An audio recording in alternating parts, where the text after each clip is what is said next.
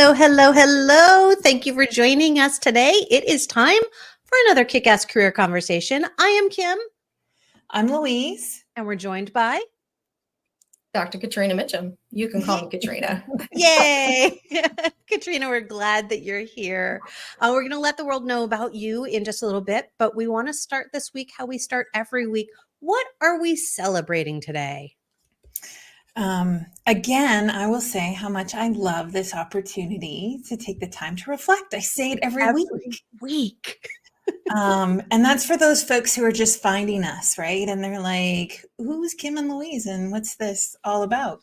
Part of it is about celebrating. It's about taking that time to reflect and just appreciate, I think, some of the things that we bump over. I'm celebrating, I have this yoga teacher that I got connected with only a few weeks ago. I like to do those yoga classes that are in the community center that are done right by someone local who just loves what they do. This isn't their profession, but it's their passion. And the community run yoga classes I find so much fun because there's like such a wide variety of folks that show up and everyone's there just like for their own reasons and no one's showing off. No one's in Lululemon, or unless Lululemon wants to sponsor us. And then by all means, I will have a different take on that. But right, like we're not all like there for like those kinds of reasons. And my yoga instructor went around with this wonderful little bag of intentions the other day, and we all got to pull a card out. And I had this beautiful little card, and I'll show it here. And it's, and I just love it. It's, I'm deeply fulfilled by all that I do. And I'm celebrating these like little small acts of kindness, I think, that happen randomly that just, I don't know, light up my day. And just, it's that little change of course, I guess, right? I talk about pivots and we talk about pivots all the time. And sometimes that's all we need is this little random act of kindness, and it pivots our day. And who knows where we go from there when we have these little moments. So I don't know, I'm celebrating community run yoga classes all over the country and random acts of kindness. Oh, I love it. So should we bring out the sweary affirmations then that you sent me? I mean, it might be different. Those. It might be a different flavor. I mean, we could share them. That's how you should start every episode. Sweary affirmations. Yeah. Ooh, we could. Catrina, what are you celebrating today? Today I'm on like an extended celebration. So I have a book that was published 2 weeks ago now, but it's an academic book. And I don't know if you're familiar with the academic publishing process, but it's like years in the making. And so it was, one of those things that I can finally, my copies, like my author copies just came on Friday. And so I get like the physical book and I got to flip through, and my kids got excited to see like my picture in the back with my, with my bio. And so it's nice to like, oh, it's on my shelf. It's a real thing that lives and breathes in this world. Yeah, you birthed it.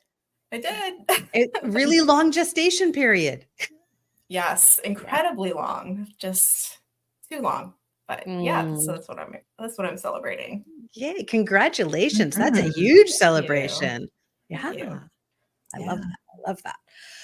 What am I celebrating other than my sweary affirmations, which I still celebrate every day? I love them. Oh, I know what I'm celebrating. I am celebrating open-mindedness.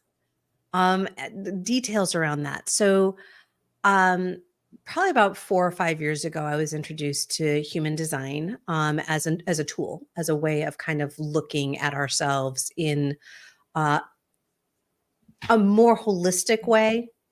Gives us a lot of details on things beyond a more traditional assessment.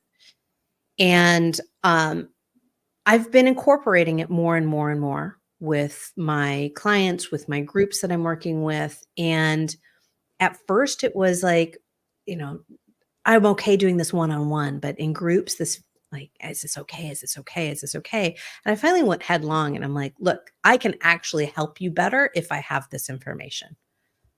And it has been not just my open-mindedness, but the open-mindedness of those who are in my circles, who I get to have these conversations, and they're asking really deep questions about themselves and finding, I mean, I'm all about ease. They're finding more ease in being able to say, oh, that makes sense. I see that in my design now. I see that that's just who I am.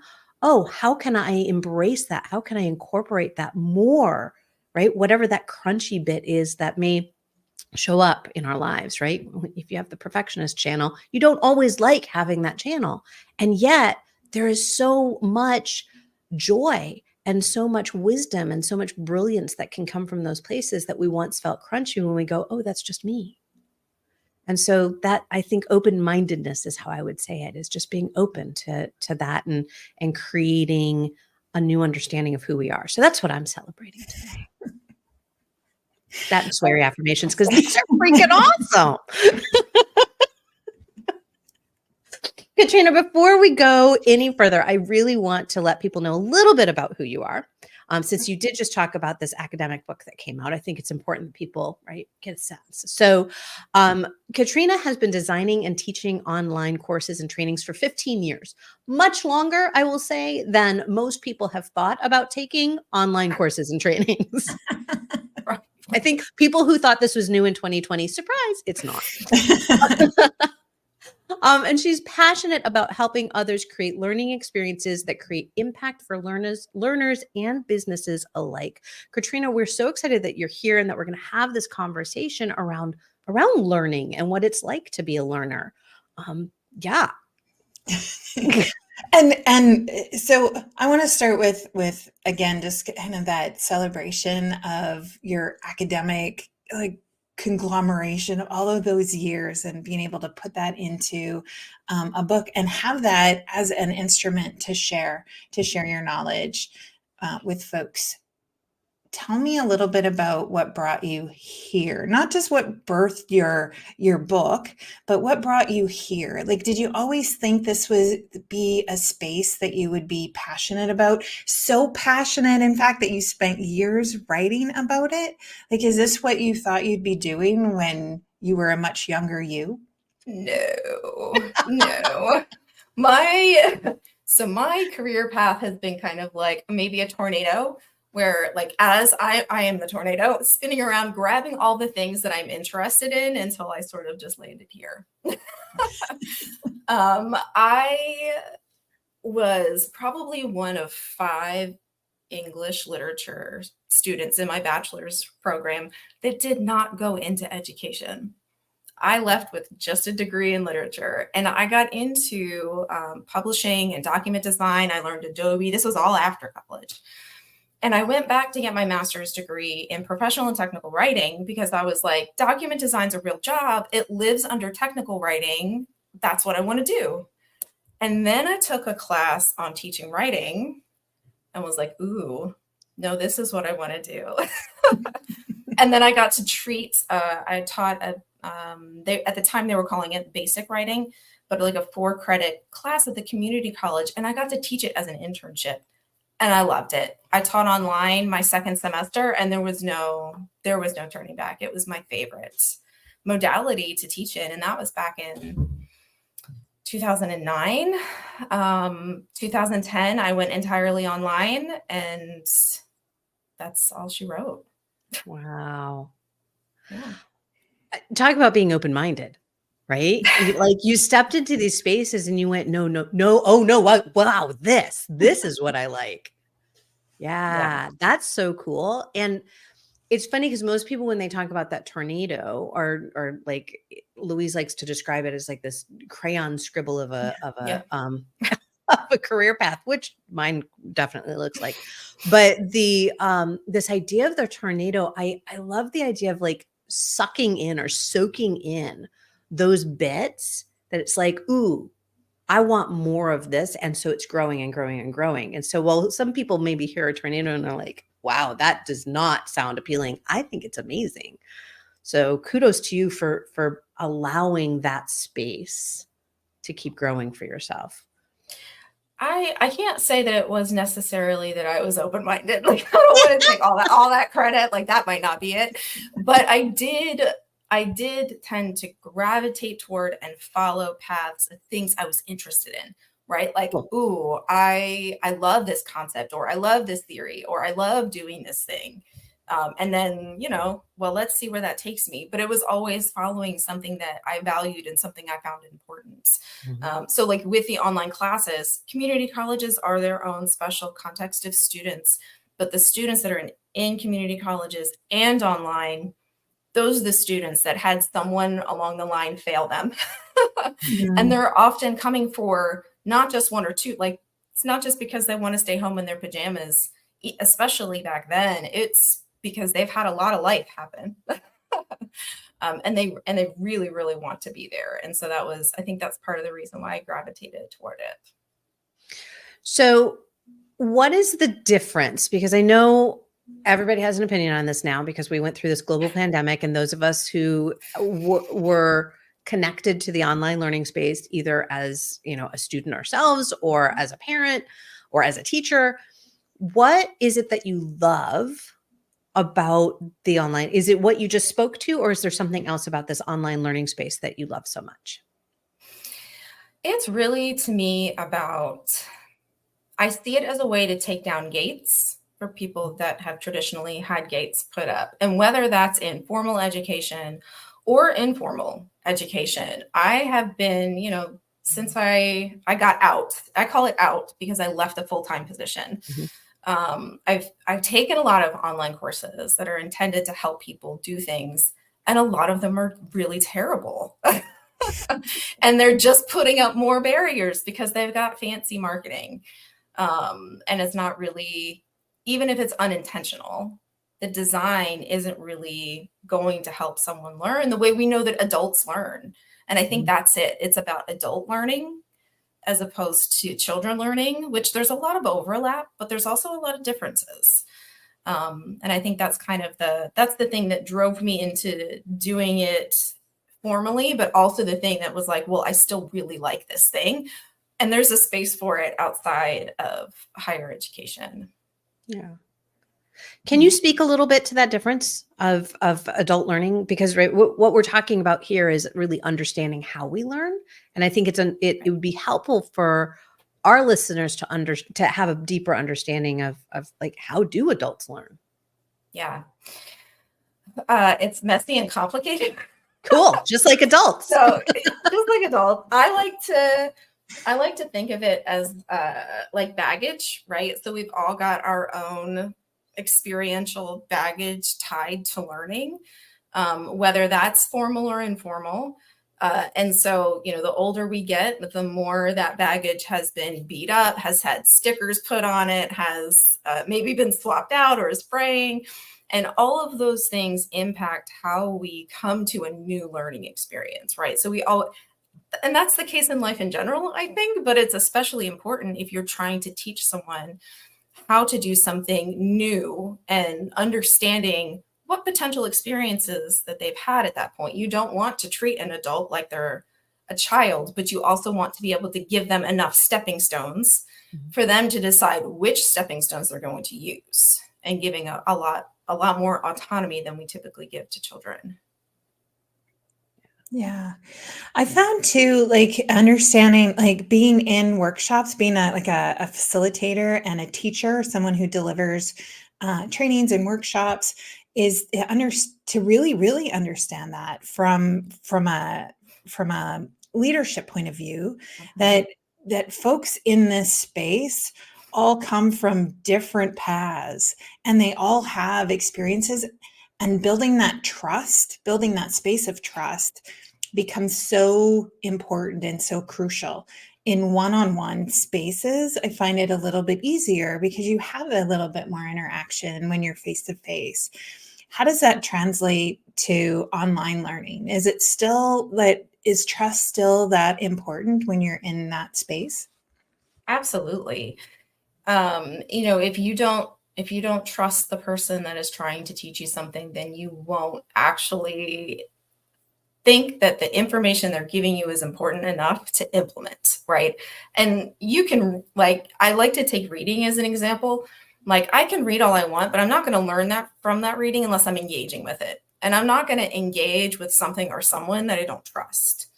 I think that trust is maybe built a little bit differently in, you know, offering support and things like that. But absolutely, trust is critical in the classroom. And there's actually lots of studies.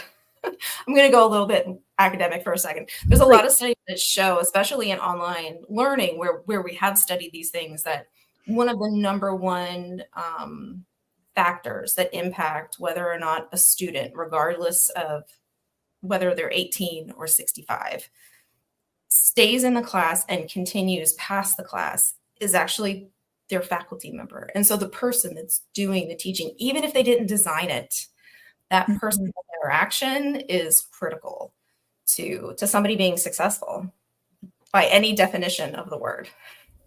I mean, I go back to any of my learning days, but in particular my law school days, where I know that there were that I learned so much and thought that I was actually interested in certain parts of the law because I was so engaged because of the faculty member. And when I got out and I practiced in that area, I'm like, this sucks. But it was right. I was totally engaged. I was totally into it. And I did well in those classes, but it was 100% the faculty member, 100%. And that's, I think that speaks volumes, particularly if we think about this in terms of outside of the classroom and the learning that we even do, right? When we are leading a team, when we're working with a team, when we're bringing on new hires, having that capacity to be engaging and build trust, it sounds like it's been my experience, but from what you're sharing, that is the foundational component of ensuring that the person or team is going to learn what you need them to learn. Absolutely. Absolutely. And I think two big ways that you do that are through transparency, right? What their path is going to be through the course or the training or the onboarding, like that shouldn't be a mystery. Right. They shouldn't have to say, well, why am I doing this now? How is that going to get me from point A to point Z with all of these steps in between? And then the second is value. So making sure that the person that's there to do the learning or the onboarding or whatever it is knows the value of the things that are being presented to them or that they're being asked to do. And those, I think, go hand in hand. But I would say those are the two big things for, I think, creating that trust. Yeah, absolutely. Okay. So I have this bubbling, this itch that I need to scratch around learning and trainings, especially in the workplace. I talk to a lot of folks who have learned and trained up the wazoo. They have all kinds of certificates and accreditations, and they've gone back to school and they've done this, and this. And it feels like oftentimes folks are a little bit dissatisfied about what they're doing. And so they lean on education or a certificate to fill a void, to say, well, I'm only going to get to that next phase or that next step or that next place if I have the education and the training that I think I need. And so I want to talk a little bit about that because there's so much more. You talked about understanding value, right? Like, and that there's this essence of like, at what point do we lean on training and certification and education and versus relying on experience and the learning that we do outside of the classroom? Yeah, I think that oftentimes depends on the people you're trying to communicate,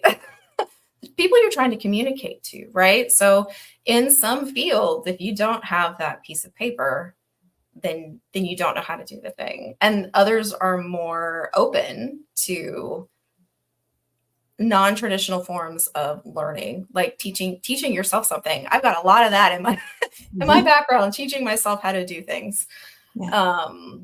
So I really think that we've been told that you should first try to get the piece of paper without trying to lean on your experiences.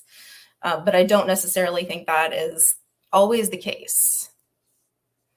I think that, you know, the right person will hire, thinking in terms of jobs, hire or promote the person that shows they have the experience over somebody that just has another certificate. If you have the certificate and can show you're also doing it in real life, then that's good too. But yeah. Sorry. Louise has somewhere very important to be. Um, She has here. So I don't know if that answered your question, Louise. Well, yeah, I think we do get kind of tripped up in a little bit of that kind of like that educational churn. And what I heard you say was really like, let's just stop and understand what your real gap is. Is your real gap an education gap and a skill gap, or is your gap an on the job, like that you're missing a piece there?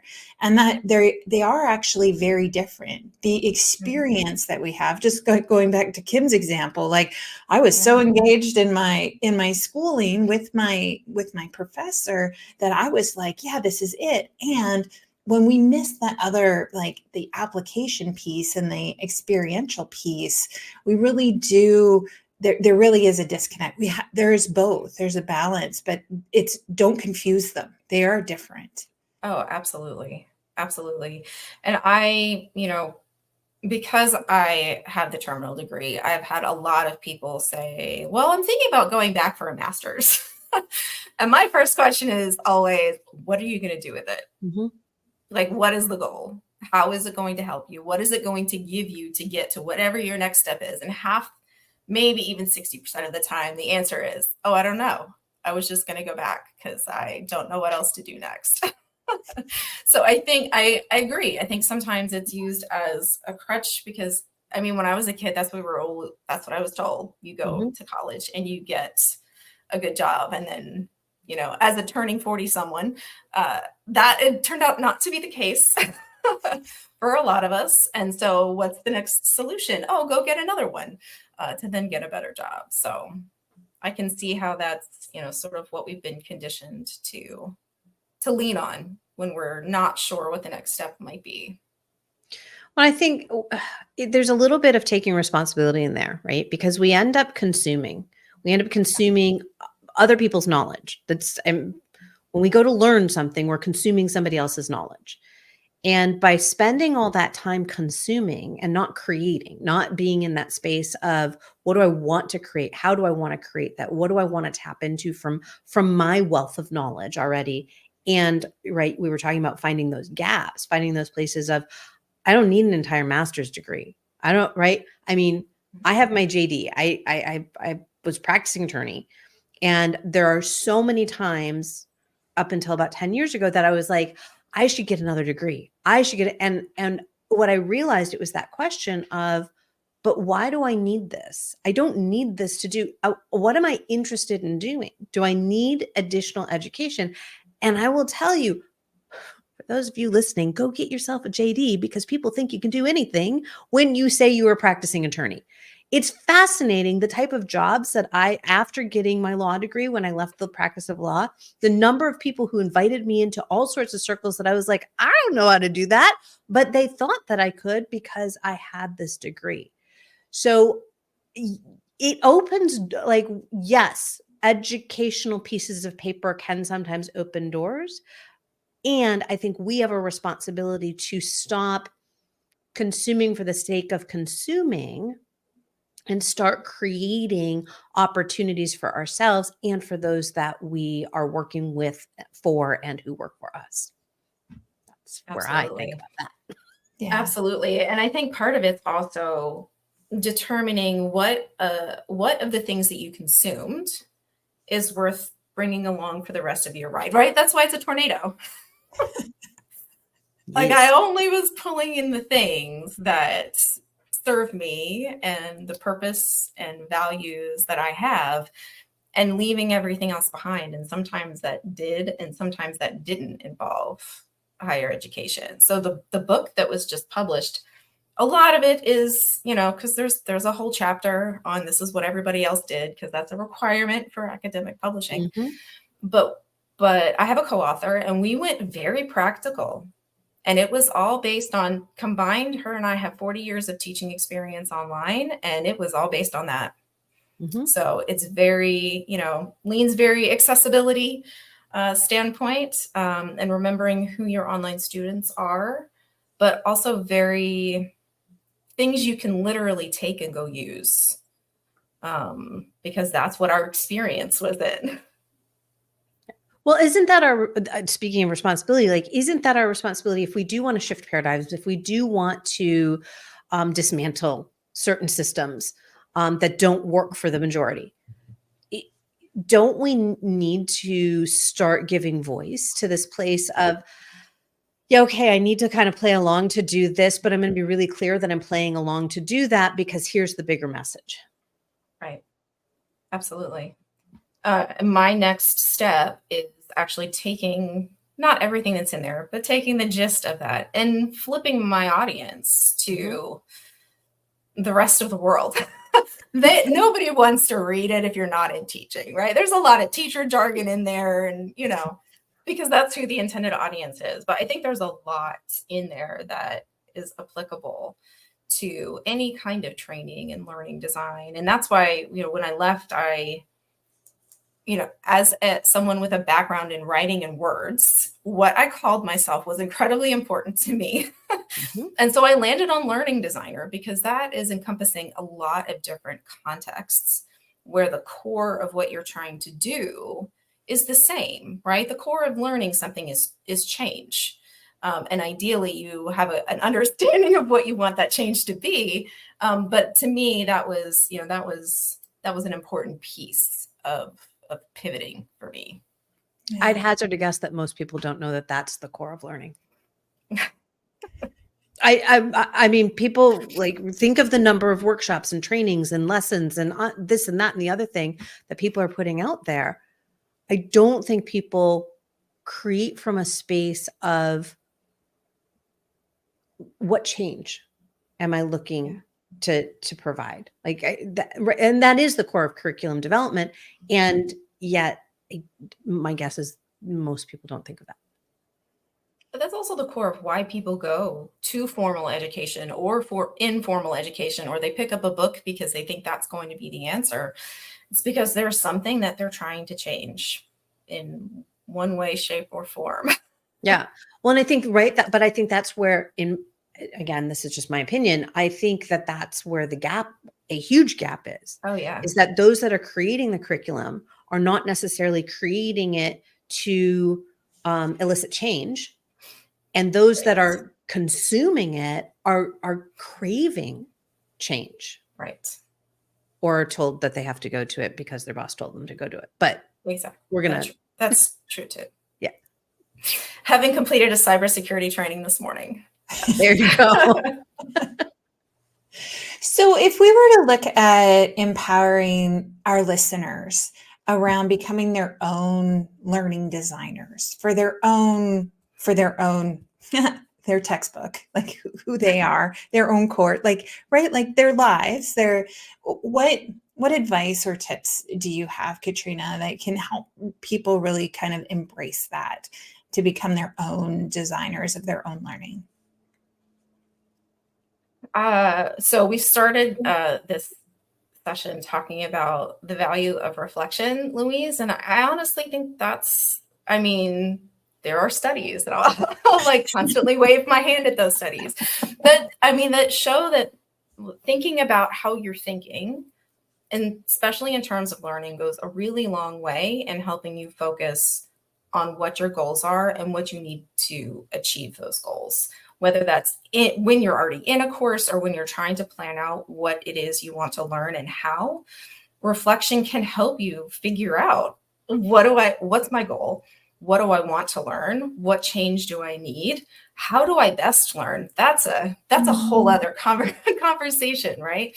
About understanding the ways that you want and need to both consume, but also apply the information that you're learning. That depends on the person and your educational baggage that you're pulling along with you. Yeah, so I'm not sure if that answered your question. Oh, it sure does. It's like really like let's just pause for a moment and open your suitcase, and understand what it is that you're bringing to that. Understand, like, if you are struggling in a certain modality or learning a certain way, there are other options out there for you. It doesn't mean that you can't pursue that. It's understanding a lot about you, that self-reflection piece and that self-awareness piece, but also recognize there are a great many ways to get that learning and to get that information that you need out there, and to find that way that works for you. And then let's use it, right? Let's not just learn for the sake of learning.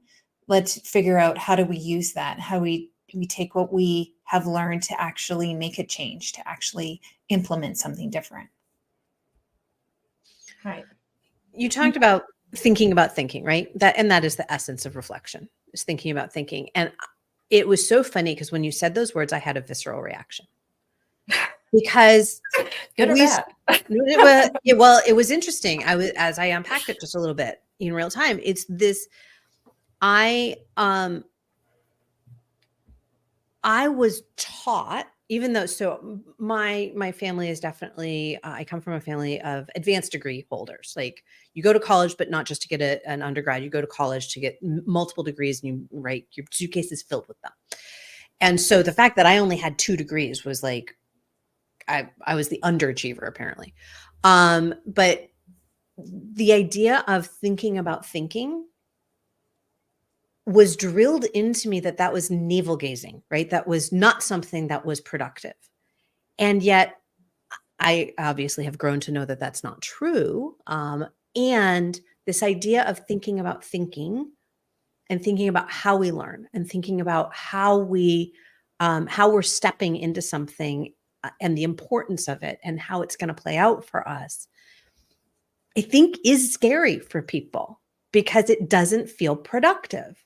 And I just, like, I wanted to underline that, because even though I know it not to be true, I still have a visceral reaction when I think of this unproductive thinking about thinking. It was just really interesting. I just wanted to kind of put that in there, because it is. I mean, I everything that was shared here is this idea of stepping back and understanding ourselves more deeply. And I would love to know, for those that write themselves off of not being a good learner, of not being a strong learner, of learning is hard for me, do you have any ways to help them think about the way that they learn that could make this easier for them? Yeah. I mean, no matter how many people say that I'm not a good learner, or I'm not a good test taker, that's always their favorite. Thinking about it's not necessarily you. I mean, having been in a lot of terrible courses, sometimes it's the course is not designed for you. You were not kept in mind when that course was designed. But I think a good first step is thinking about all the things you do know. What do you know, and how did you actually come to learn that thing? And that, I think, will show you a lot about how you learn, because you'll start to see themes and patterns in the ways that you've learned the things you feel like you know really, really well. Yeah. That's a great tip, because it is, we all know things. We all have our own brilliance. We all have our own wisdom and our own knowing. And stopping and saying, wow, where did this come from? Yeah. Where did I get that? When I pivoted, I was so burnt out that everyone's like, oh, do something you love. And I'm like, I don't even know what that is. And so I made myself a table, and that table had all the things I know that I'm good at. Like, that was easy. I'm good at a lot of stuff. I had a column for how I came to know that thing, or how I came to be good at that thing. And then I had a column where I rated on a scale of 1 to 10 how much I actually liked it. Like, just because I'm good at a thing doesn't mean that I actually like it. But that middle column, I wasn't expecting it to be so valuable outside of my resume, right? I was expecting that to be something that I would pull more into my resume. But I find that it was actually has been very valuable in having conversations like these and explaining to people the value of learning design and understanding learning, because that's a big hurdle outside of formal education. But I, start from what you're good at. Yeah. I love that. I do this exercise often with my clients, right? As understanding, like, you're understanding your skill set, understanding what you have in your toolbox. And just because you have something in your toolbox doesn't mean you have to like using it. Like, you don't have to do just the things you're good at. There can be things that you're not good at yet that you would love to have in your toolbox. And that exercise really helps people kind of understand. It's like, yeah, I do have all of these skills, and there are some things that I would just rather not ever do again. And so it helps with that self-awareness. It helps with that. I do not have a column, but I will, around how did I learn that thing? How did I get to be so good at that? What did that look like? What did that take? What did that feel like? Was it a struggle, or was it easy? All of those things, I think, is valuable information.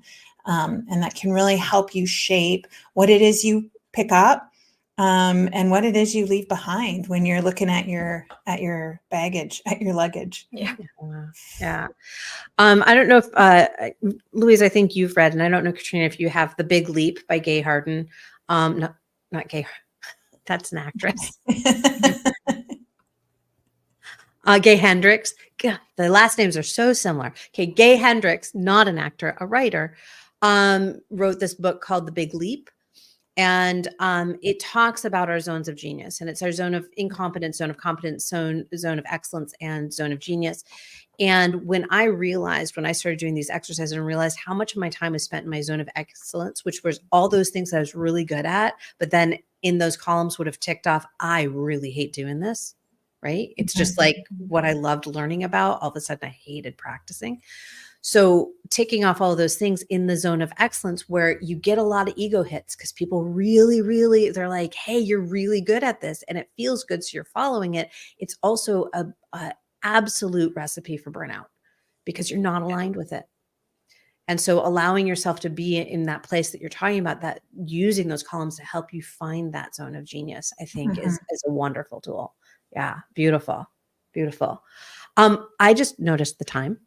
And wow, that time went fast. That was a really amazing conversation. I would love to know, in the context of what we're hoping that people walk away from with this conversation, what are those golden nuggets that we're hoping that they put in their pockets and take with them? I find it's these 3 questions, I think, that I actually wrote down, around understanding how we learn ourselves, understanding what we learn, what do we want to learn, or what have we learned in the past, and then why have we learned it, or why do we want to learn it? And I think those are those 3 questions. I don't know if they're 3 nuggets, but those are the 3 questions that stand out to me to think about, like, how do I take what I know and move forward, especially in a career pivot, especially when we feel so lost and hopeless and untethered. I think those 3 questions would be really, really valuable. I love those. Catrina, how about for you? I think, in addition to what Louise said, that the idea that if you are in a learning situation, that you can demand transparency and value articulation from whomever you're going to. And if they're worth a damn, they're going to be able to tell you. But that is something that that as a learner, you should be able to ask for if it's not already articulated, because I think too often, I rarely see it actually happen. And so too often it doesn't happen. But as a learner, if you're not sure why you're being asked to do something, then you have the right to know.